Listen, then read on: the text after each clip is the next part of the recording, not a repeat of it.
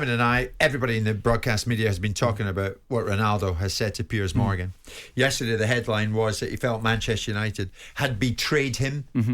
Today he's having a swipe at Gary Neville, Rooney, anybody that seems to be in close proximity to him. Has the Cristiano Ronaldo brand become toxic overnight, Martin? What should happen next in your view? In a situation like this, should United rip up his contract? Well, I think it's a long way back for him now, in all honesty. I mean, he's mentioned something about Ten Hag. I think he doesn't respect him because Ten Hag didn't respect him. I'm not so sure that would be really true. I mean, it's very, very difficult not to respect Ronaldo for all the things that he's achieved in the game. One of the great players. I'm tending now.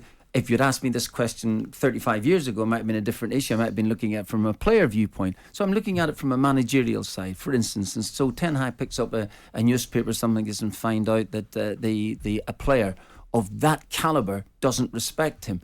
That's like a knife through you in many aspects.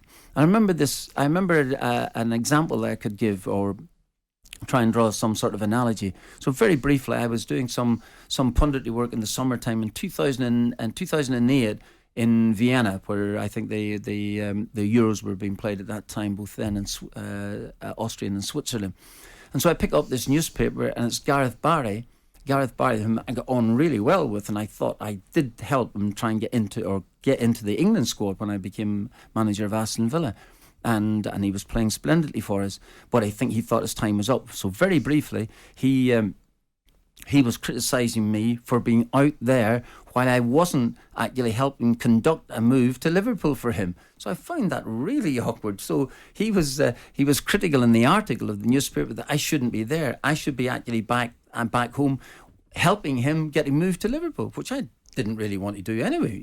Obviously I wanted to keep him, and so when I come back, I actually said to Gareth, there's easier ways of dealing with this. First of all, you could have said to me, don't have to go through a newspaper at the end of it all. I think we've got a relationship here, which I think he accepted later on. And secondly, if you want to go to Liverpool, that's not the way to go. And as it turns out, Liverpool didn't make a big enough offer for him, and it turned against it. And then it didn't happen. I think we were looking for around about £10 million, and they went to it and wouldn't go any further, saying they didn't have any money. And then the following week, they paid 20 million for Robbie Keane. That didn't help. That didn't help Gareth's mood too much either. So the what same I'm trying way to say here, Ronaldo's gone about it the wrong way. So I think there are ways, for this man to have dealt with it better. Is he a superstar player? Absolutely.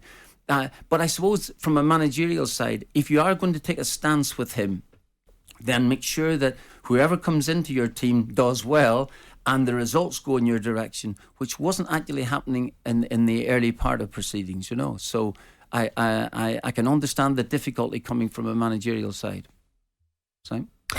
I'm not sure if I agree with that bit about the results, because he was in the team that got smashed by Brentford, was in the team that got beat by Brighton the following week. So results did pick up, because the Man United team that beat Liverpool the following week, he wasn't in. I'm talking about very, very early, early, and I'm hoping you don't remember. How would Clough deal with Ronaldo today? That's a very good point. And I think my time has probably run out here. So that would be, how would he deal with him? I don't think that Ronaldo would have spoken out in the manner in which he did under Brian Clough. Jim White and Simon Jordan, Monday to Thursday morning, 10 till 1. On AM, on DAB, via the talkSPORT app, and on your smart speaker. talkSPORT.